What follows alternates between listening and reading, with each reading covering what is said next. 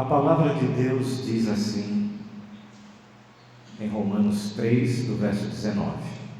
Ora, sabemos que tudo o que a lei diz, ao que vivem na lei, o diz para que se cale toda a boca e todo mundo seja culpável perante Deus. Visto que ninguém será justificado diante dele por obras da lei, em razão de que pela lei vem o pleno conhecimento do pecado. Mas agora, sem lei, se manifestou a justiça de Deus, testemunha pela lei e pelos profetas. Justiça de Deus mediante a fé em Jesus Cristo para todos e sobre todos os que creem, porque não há discriminação, pois todos pecaram, carecem da glória de Deus, sendo justificados gratuitamente por sua graça, mediante a redenção que há em Cristo Jesus, a quem Deus propôs no seu sangue como propiciação mediante a fé para manifestar a sua justiça, por ter Deus na sua tolerância deixado impunes os pecados anteriormente cometidos. Então assim lemos aqui no Evangelho da carta de Paulo aos Romanos, do verso 19, e fomos até o verso 25. Eu gostaria agora que os irmãos, ainda com a Bíblia aberta, possamos ainda fechar os olhos e fazer uma pequena oração para que possamos continuar aqui com o conteúdo do sermão aqui exposto. Senhor nosso Deus, nosso Pai, te agradecemos por esse momento tão especial de estarmos reunidos em Tua casa para aprendermos um pouco e entendermos a Tua santa e bendita palavra, Senhor. Nos dá profundo entendimento, arrependimento, e que toda a Tua santa palavra seja benfeitora em nós, nos endireitando nas Tuas veredas, nos guiando, nos dando verdadeiramente luz para nos inspirar no caminhar. Assim oramos em nome de Jesus Cristo. Amém. Amados irmãos, esse texto que acabamos de ler é extremamente muito interessante, porque a carta aos Romanos realmente é referida apenas para romanos, e que nesse contexto ele é ainda o sexto livro do Novo Testamento, e os estudiosos eles concordam e falam que ela foi escrita pelo apóstolo Paulo aos Romanos para explicar como a salvação é oferecida por meio do Evangelho de Jesus Cristo. É a primeira e mais longa das cartas de Paulo e é considerada a epístola com o mais importante legado teológico. Para você ter uma ideia, Martinho Lutero qualificou a carta de Paulo aos Romanos como a mais importante peça no Novo Testamento. Nele temos muitos elementos para o estudo da soteriologia, onde definimos como a doutrina da salvação. O propósito do próprio nome, que tem um significado muito interessante, a palavra sotério, que quer dizer salvação, e a salvação, e aí vem logia, estudo da salvação. E é importante a gente nesse texto observar, e precisamos antes de expor o texto de Romanos 3, entender alguns aspectos, alguns pontos que iremos abordar aqui antes de entrarmos propriamente dito no texto. E a gente vem com uma pergunta que muitas pessoas coçam a cabeça quando a gente faz. E a pergunta é a seguinte: é possível uma pessoa ter certeza da sua salvação? É possível? E com essa pergunta existe uma linha de respostas mais variadas possíveis. Há também quem se cale diante desta pergunta. Existem 3 argumentações mais conhecidas e que são usadas muito por todas as pessoas que são cristãs, que não são cristãs ou que são mais ou menos aquela história que a gente já conhece. A primeira posição de grupo de pessoas é que ela diz que não é isso possível, né? Isso não é possível. Dizer assim é arrogância minha, dizer que eu sou salvo, eu tenho certeza de minha salvação, parece algo arrogante, uma vaidade. Outro grupo de pessoas fala, não, só Deus sabe isso, só Deus sabe, isso é um mistério, minha gente, quem é que sabe disso? Isso eu não entendo, isso eu não compreendo, isso é um mistério. Existem pessoas, eu já presenciei isso, pessoas do meu lado afirmando isso. E existe um terceiro grupo, um grupo de pessoas que acham que a salvação é uma dádiva de Deus, que você ganha hoje, perde amanhã, agora você é filho de Deus e depois é filho do diabo. E assim vai. E assim acabam criando aquela conhecida dualidade entre o bem e o mal, aquela velha e longa disputa. Mas o que diz a palavra de Deus? O que é que a palavra de Deus tem a dizer a esse respeito? Então, a gente vai lá para o texto, em Romanos 3, já no verso 19, para a gente conferir o que é que a palavra de Deus fala a esse respeito. Diz assim: ora, nós sabemos que tudo o que a lei diz ao que estão debaixo da lei, o diz, para que toda boca esteja fechada e todo mundo seja condenável diante de Deus. Irmãos, a lei foi dada para quê? Pergunta boa. Tem outra pergunta teológica, outra pergunta de resposta para você parar e refletir. A resposta é clara, está aqui nesse próprio verso que acabamos de ler, que diz que é para calar a boca, a nossa boca, e que entendamos que todos nós somos culpados de Deus, diante de Deus. Esse é o propósito da lei. O homem é culpado porque quebrou a lei, e o quer dizer quebrar. O que isso significa? Muitas vezes as pessoas ficam também duvidosas a esse respeito. Quer dizer que não conseguimos seguir sem falhas. Estamos falhando sempre diante do nosso comportamento, aquilo que estamos fazendo diante de Deus. A lei foi trazida para dar pleno conhecimento do pecado, e ela foi dada a pecadores, assim como eu, como você, que entendamos que precisamos da graça. Entendendo que este ponto, partiremos para outro ponto muito importante aqui do texto de Romanos 3. O verso 20, vamos ficar atentos ao verso 20, ele fala assim: por isso nenhuma carne será justificada diante dele pelas obras da lei, porque pela lei vem o conhecimento do pecado. Olha aí a revelação daquilo que a gente já estava lendo anteriormente, na pergunta para que foi dada a lei. Aqui já explica um pouco mais. Amados, toda religião, ela tenta trabalhar a ideia do qual o próprio significado da palavra religião, como todos aqui já sabem, é religar. Na sua definição, é um sistema de práticas, rituais, que estimulam o encontro com Deus. Sabemos que existem muitas religiões pelo mundo todo, e para todas as religiões, em sua maioria, há apenas dois tipos de salvação, pelo menos observável e entendível aos estudiosos.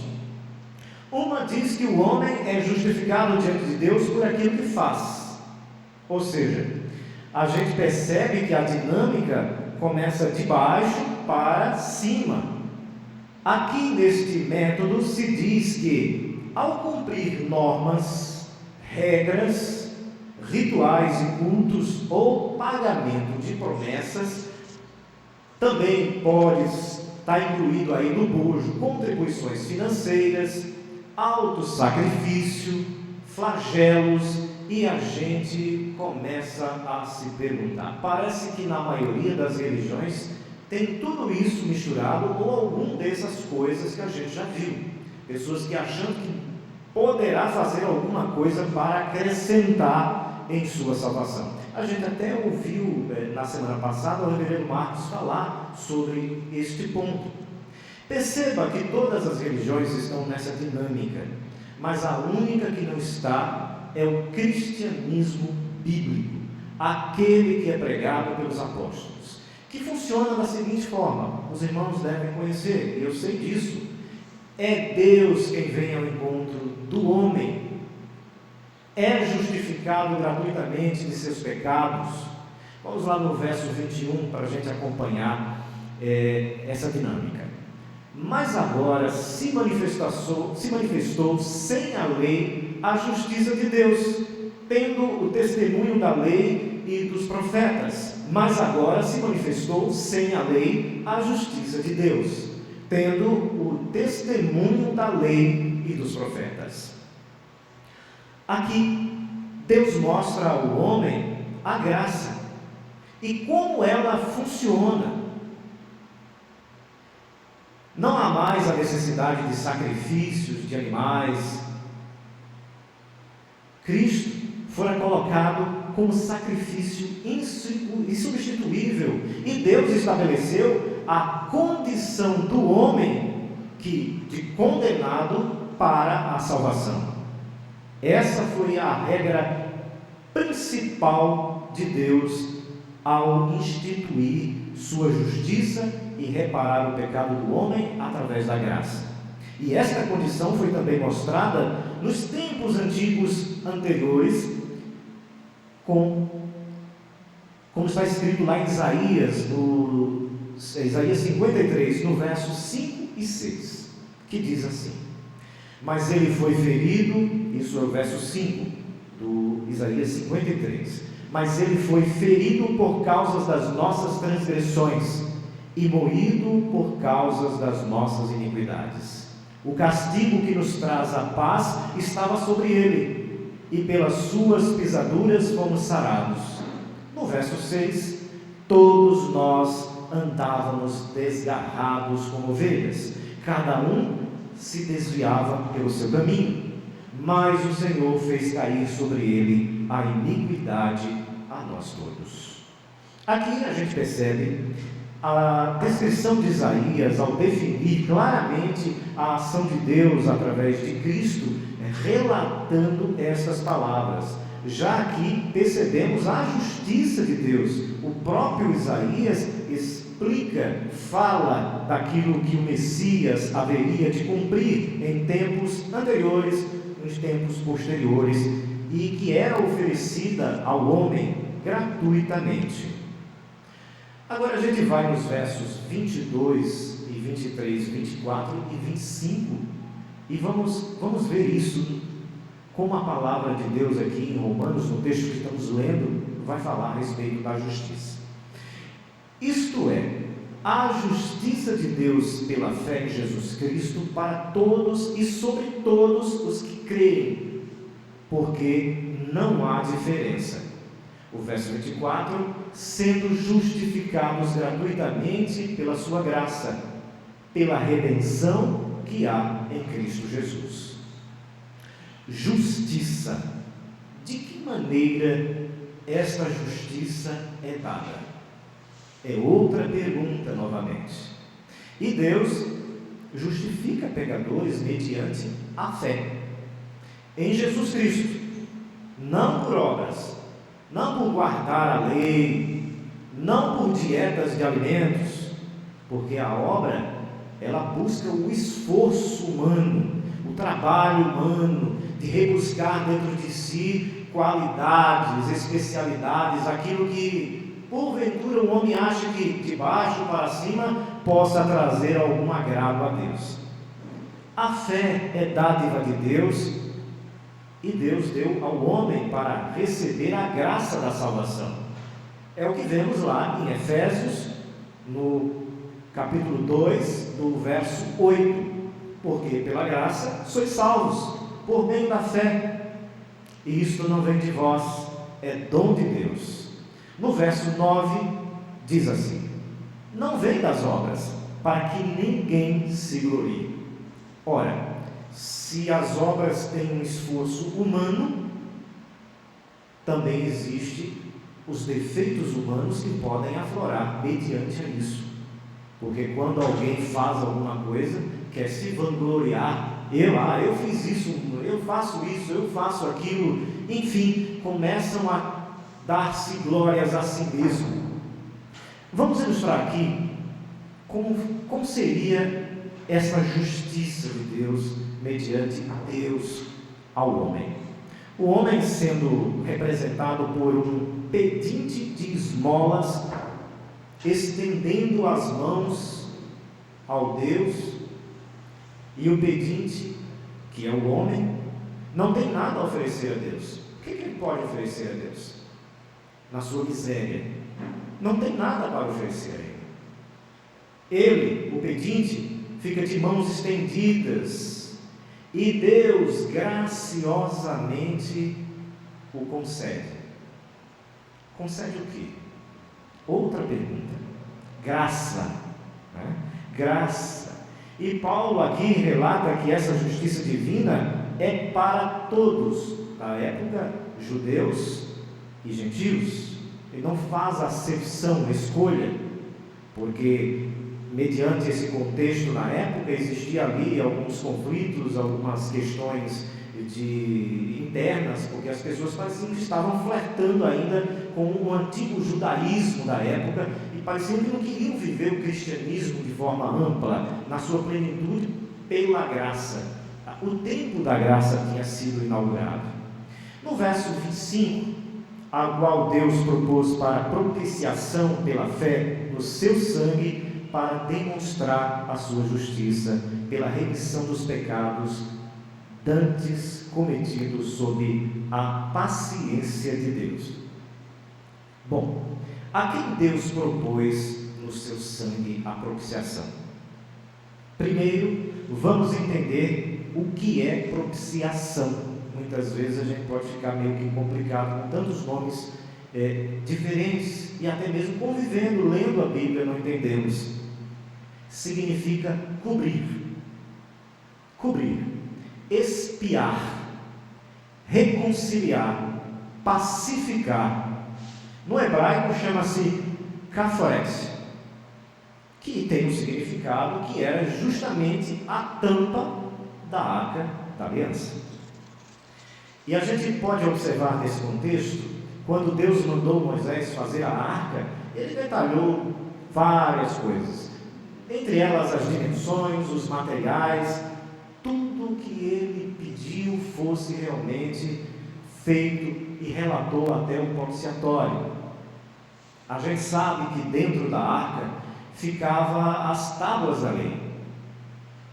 A tampa tinha 2 querubins e a arca ficava dentro do Santo dos Santos. E uma vez por ano, religiosamente, o sumo sacerdote entrava ali no recinto e ali ele levava o sangue do cordeiro sacrificado e derramava sobre o propiciatório, a tampa da arca, para fazer a propiciação pelos pecados de Israel.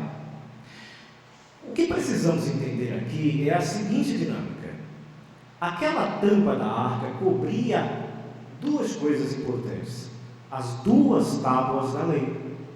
Ali continha as tábuas da lei, e a tampa cobria a lei ali, e a lei não podia mais atingir e condenar os judeus. Assim era praticado.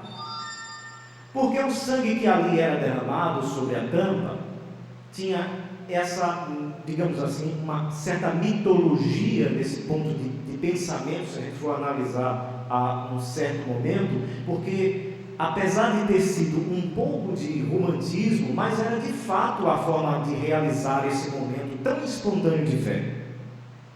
Veja só, Paulo deixa bem claro para que nós, e que Cristo é o nosso propiciatório, nele, o sangue, através do sangue dele, que Deus satisfez as demandas da lei, que impede que a lei nos condene. Do mesmo jeito, nos tempos da graça, através do sangue, o sangue de Deus satisfaz as demandas da lei, que impede a lei de nos condenar. Então, assim acontece a justificação. Nos justificamos diante de Deus perante o sangue de Cristo. Cristo nos dá essa certeza. Agora sim, a pergunta que vem nessa dinâmica. Inclusive, o reverendo Marcos falava na semana passada do esforço que Lutero tinha em manter-se santo, de manter-se ereto diante de Deus, nos seus caminhos, na sua luta, nas suas lutas diárias. No momento em que ele mais precisava, foi-lhe apresentado Romanos. E ele leu e caiu em si, porque só a fé em Cristo Jesus poderia lhe redimir. E aquela pergunta que no início a gente começou a fazer e saber se é possível uma pessoa ter certeza de sua salvação, mesmo mediante as lutas que vivemos no dia a dia, aí a resposta é sim.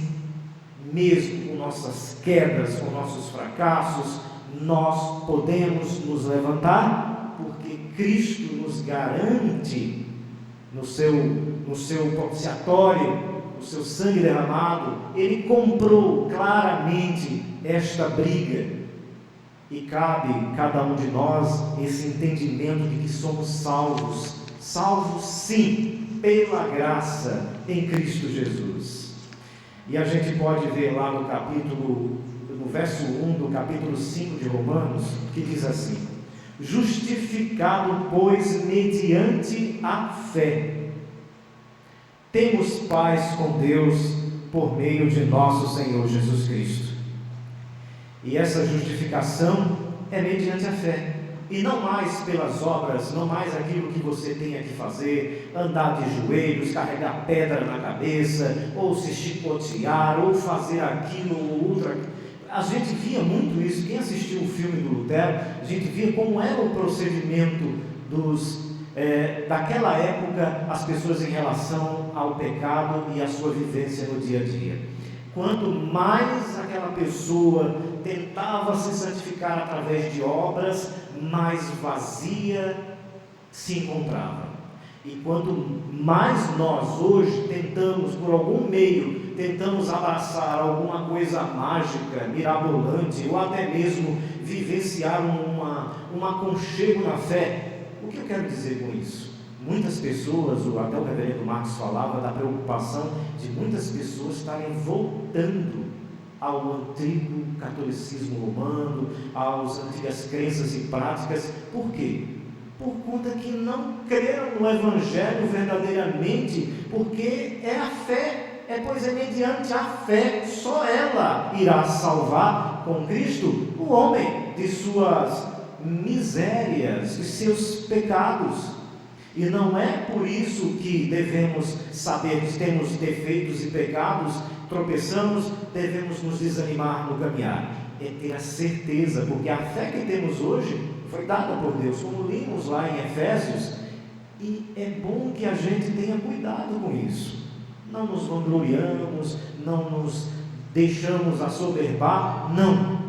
Apenas temos a certeza de que estamos no caminho, e esse caminho, ele nos levará plenamente à vida eterna, que é o objetivo, né? Estudar a santificação, estudar a justificação, tudo isso é um papel muito importante para todos nós.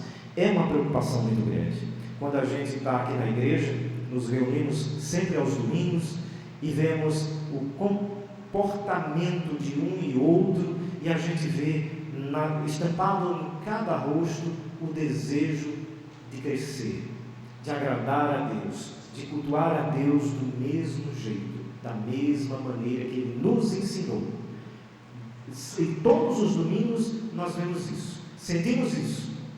E é claro, temos que agradecer muito a Ele por termos essa oportunidade de estarmos na sua casa, de estarmos contemplando na segurança de que Ele nos perdoou, como no início pedimos perdão dos nossos pecados, de nossas falhas cometidos durante a semana, louvamos a Ele, cantamos hinos, nos colocamos diante dEle e Ele está presente entre nós com Sua palavra, nos dando os seus ensinos. E esses ensinos nos levantam para que tenhamos não só uma semana melhor, não só uma vivência melhor com os irmãos ou conosco mesmo, mas estarmos em comunhão com Ele, com o entendimento de que Sua palavra edifica o nosso caminhar.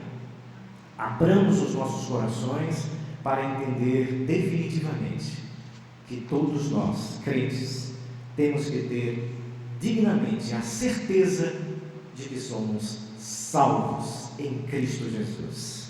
Amém, amados? Então, agora eu passo a palavra para o nosso pastor, Adalberto Júnior, e ele fará uma oração, encerrando esse momento da contemplação da nossa palavra, a palavra de Deus, aqui nesse momento.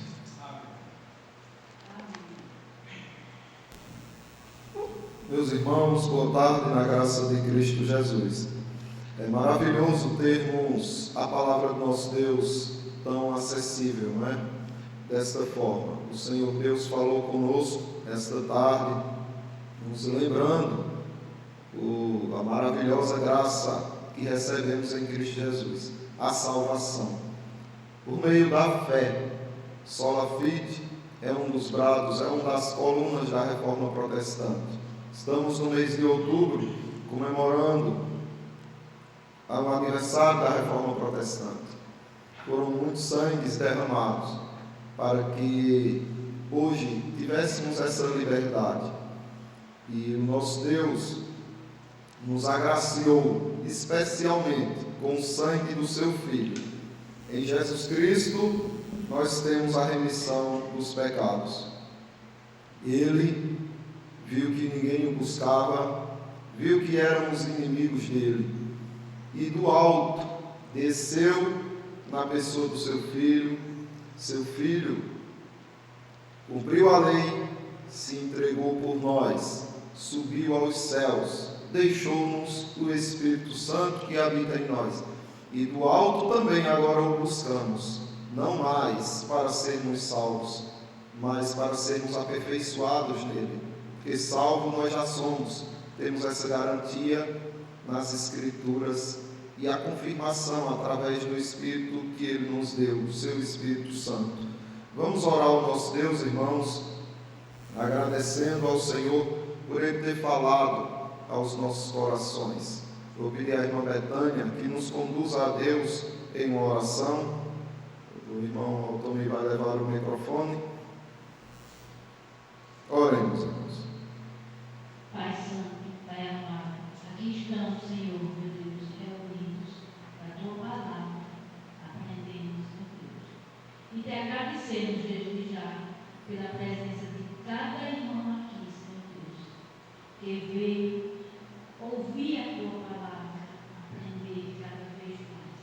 Te agradecemos, Senhor Deus, por essa palavra tão maravilhosa, meu Deus, por esse ensinamento tão abençoado. Que veio em ti, meu Pai amado. Te agradecemos por tudo, em nome do teu Filho amado, Jesus. Amém. Agora, irmãos, recebamos a bênção. Que a graça do nosso soberano e eterno Deus Pai, que a comunhão e as consolações que habitam no Santo Espírito de Deus, e que a paz que excede todo o entendimento que há no seu Filho Jesus, estejam sobre todo o povo de Deus, agora e sempre. Amém. Meus irmãos, o culto está encerrado. Eu vou dar alguns avisos. Nós vamos também ter o nosso momento ágape,